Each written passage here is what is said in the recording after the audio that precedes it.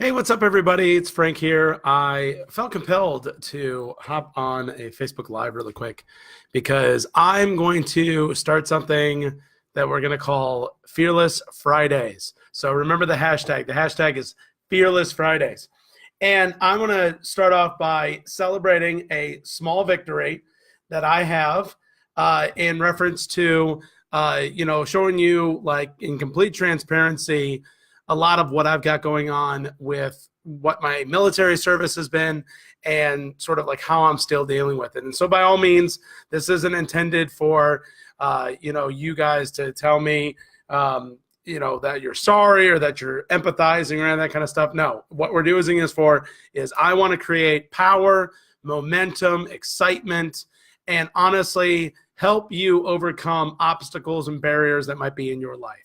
And so what in the heck am I even talking about? Well, today I got back from a couple of different appointments. It just so happens, I don't know if you guys are like me, but we'll have like many appointments throughout the week and they're sort of like all like crunched together in one particular week. And so it was like a week like that for me. But on top of that, I am a sufferer of chronic low back pain. And I went and I saw my chiropractor, and I've been doing some herbals and been doing a lot of the other stretches and exercise routines and all that kind of stuff. And I've had this back pain now, like it's what we call acute on chronic. So when you have like, say like your knee is bothering you and it kind of always bothers you, right? And if you were to give it like a scale of like 1 to 10, you would say, like my knee pain is always like a 3. Right. But then you could do something, you kind of tweak it. Right. And so if you tweak it, then you might like jump up and now all of a sudden your back pain, or excuse me, your knee pain in this example becomes like a 7. Right. And then you're like, okay, so we're having that kind of knee pain now. And so what we need to do is we need to do X, Y, and Z. And then it should hopefully start feeling better. So I have a very similar protocol that I do with my lower back. And just so happens that whenever I get low back pain, it's the strangest thing. Like I don't do anything significant. It'll be like I could be putting a fork inside of the dishwasher, and all of a sudden, boom, I get like a muscle spasm, and it sends me into a cycle of discomfort. And so this week has been no different than normal. And when I say that I'm going to have Fearless Fridays, this is what I want to show you. This is what we call my lumbar support orthotic. And I wear that when I have really bad back pain. But here's the thing. Everything that I have done with Jackie, with integrative medicine has worked.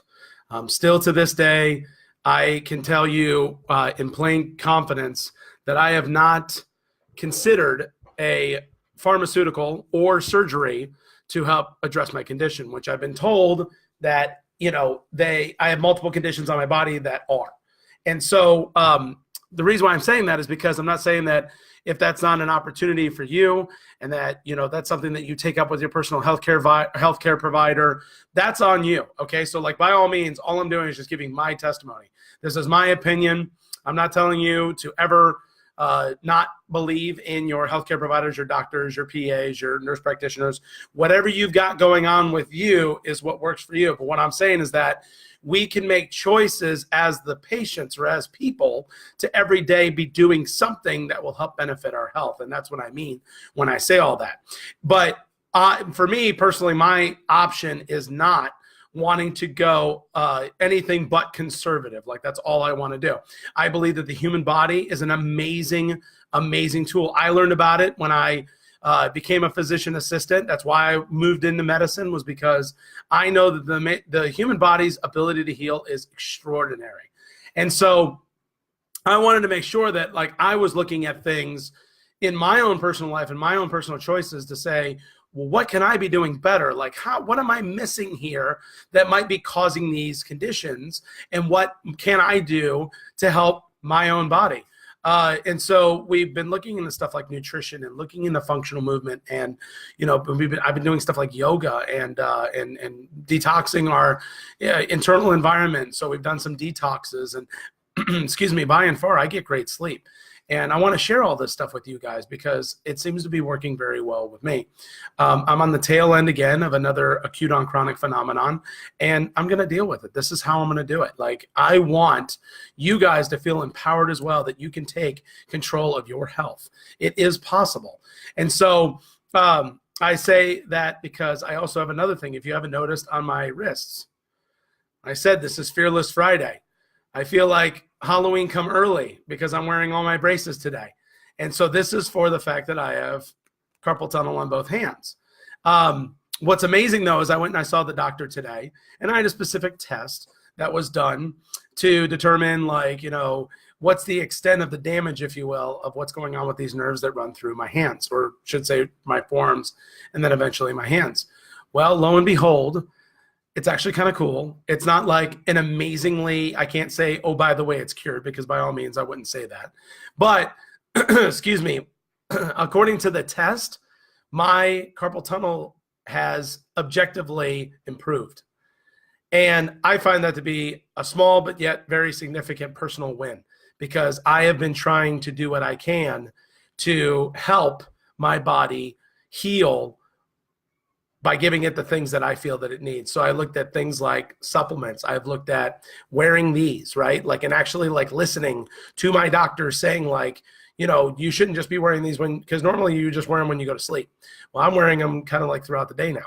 And so like, it's been monumental to like listen to my primary care provider and listen to my providers, and then do these things that I'm doing at home with my nutrition and with my movement and with these exercises and you know, getting great sleep and all that kind of stuff, reducing my stress levels, that I've noticed an improvement with my own personal symptoms. And so I'm here today to tell you again, believe in yourself, believe that there is help for you. And like I said before, that there is hope. And so I want you to run amok with this. I want you to share this with others. Let people know that you don't have to deal with what you've got going on in your life, and that there is hope for you. And so we all can, how you doing, Meredith? You just wanted me to wave my hand so you see my brace again. But you can do this, and we can help you. So by all means, let me give you some action steps, right? First and foremost is let's work on getting good sleep. Getting good sleep is crucial to allowing the body to have the opportunity to start healing itself, okay? And if you are somebody who is a sufferer of not getting good restorative sleep, then let me explain, excuse me, about what we can do to maybe help you today, okay? What I want you to do is take in consideration some sleep hygiene habits and some sleep hygiene tips that we follow ourselves. Make your sleep environment comfortable. I say that on the bed, there should only be two things happening, one of which is sleep. The other one, you can go ahead and fill in the blanks. That's the only thing that should be happening in the bed, right? So like, if you want to stay up and watch TV, that's something that Jackie and I got rid of, I'd say at least almost 8 years ago. We saw a study that said, you know, couples that have a TV in the bed, somehow they correlated that to an increase in divorce rates. And the reason why I say I like to read into studies is that I don't think the TV caused the divorce. Maybe there was, of course, some other things going on. And when we removed the TV from our house, or excuse me, from our room, we started talking more. Like, we started like talking about each other's day and asking those questions like, well, how was your day? You know, and letting each other sort of like off gas, like what was going on. And so we noticed a really great improvement in even our relationship. And so I would have to say, watch the TVs, get those out of your room. Any blue light emitting device, right? So like your cell phone, like I know that a lot of us want to put that cell phone right near our bed because we can charge it, we can set our alarm on and stuff like that. Here's my advice to you, and here's another action step. Excuse me. Take your cell phone and plug it into a plug that's on the opposite side of your room. That way, when the alarm goes off, you have to get up out of bed and physically go shut that thing off. You can't just reach over and do the snooze thing. Okay, so get up and go put it in another spot in your room. In addition to doing that, what that does is that helps remove the opportunity for electromagnetic radiation that comes in and out of that phone consistently to be near your head.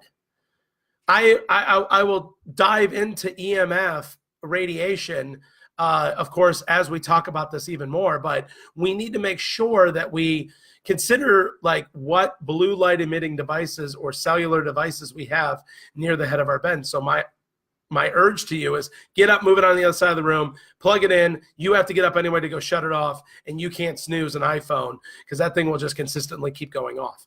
And so that would be like action step number 2. Action step number 3, make your bed comfortable. Okay? Get good pillows. Make sure you got nice, comfortable sheets. Make it inviting. Okay? I don't know about you, but whenever I've been on like a cruise ship, if I've been on a cruise ship, if you've never been on a cruise, go on one. They're amazing. Or like, maybe a hotel. You ever notice that they always make the bed look really inviting? Isn't that nice? Make your bed look inviting. Just like that speech that I had heard that I think it went viral, of course, and like everybody listens to it. It has the naval officer who was a SEAL as well. He talked about getting up and making your bed every single day. That's a personal habit that I still do. I know that there's a lot of people that have a really great argument, and that really great argument is, why make my bed when all I'm going to do is just go back in it later on that day and sleep in it again, right? So instead I say, get up, make your bed. You've officially, just like he said, you just officially gotten your first goal of the day accomplished.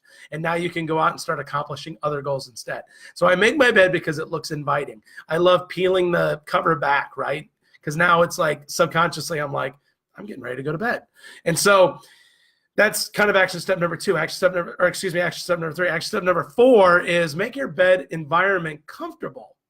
We like to diffuse essential oil blends. We use Love Serenity. You can use just lavender. It's all good. You can put lavender on the underside of your pillow. Make your environment almost spa-like.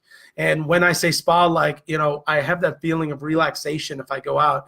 And if I go get a massage, excuse me, I love the smell of walking into the spa. It's all natural. I know that there's lemongrass involved and all these really wonderful scents.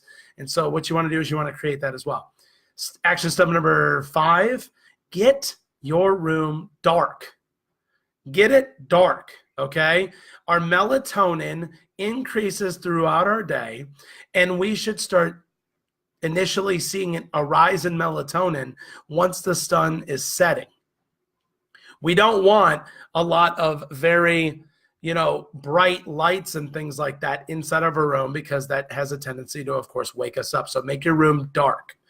Number 7, I think, is make the temperature of your room enjoyable. If you can, if you live up north right now, fall breezes are coming in. Open those windows. Okay, get the room to where it's anywhere between, I say, 67, 68 degrees and up to 70 degrees. You want it to be a cool environment because as warm-bodied creatures, we give off heat, especially if we stay snuggled up, and heat will wake us up. Okay, so if our body gets too hot, we'll wake us up and we'll have this interrupted sleep. So get your room cool as well. If you have to use a fan for white noise, great. I recommend don't necessarily point it on you, point it maybe over your body, and then the sound of the white noise might in fact actually help you get deeper sleep, because restorative sleep is stage 4 sleep. I'm not going to go into sleep cycles right now, but stage 1, stage 2, you're in that light kind of sleep. Stage 2 is when REM happens. Stage 4 is what they call non-REM movement. So when you're in stage 4, you are in a set of deep sleep. That is restorative sleep. So if you're only like a stage 1, stage 2-er, and you're getting 8 hours, the fact of the matter is that the quality of sleep needs to improve. So by these measures, you should be able to increase your chances of getting into a more significant, deeper sleep. And by doing so, you're going to wake up, you're going to feel refreshed, you're going to be excited, and you're going to be ready to take out on your day. So I offer to you these 8 steps. If you have more like really great steps, put them in the comments below. But here's what I want us to do with this Facebook Live. I'm going to start something, like I said, called Fearless Friday. So I want to know your wins. My win was this. My win was going to repeat this test and finding out that the measures that I have done have not necessarily cured me of having carpal tunnel syndrome, but it has definitely, to me, it's helped with my symptoms, and it has helped with the actual significance of what's going on with this. So I still have the condition. I haven't cured it. I haven't prevented it. I haven't treated it, but you know what? I've made it better for me. And that's exactly what matters, okay? And I know that you can do it too. And so I want you to celebrate your wins. Fearless Friday, folks. Get on this thread. Talk to me about what you have done this week. Give me your what you would consider to be the smallest win. It's huge. It's a win. If you've gone from here to just there. That's huge. That's significant. So I want to know your wins of the week. So post them in the comments, which are now over here or over here, which depending upon which angle the camera has made me, but they're over here or over here. But post your comments in there and let us know what your wins have been for this week. I urge you to have a Fearless Friday. And so I love you guys. I hope that you have a phenomenal weekend. Enjoy your fall. Hopefully it's not too incredibly hot. Start consuming all that wonderful pumpkin spice. Matter of fact, this Facebook Live, I'm going to start the pumpkin spice Facebook Live too while I'm at it. So, but anyway, enjoy your weekend. I hope you have a wonderful time, and we will definitely catch you again on our next Facebook Live. Have a great weekend, y'all.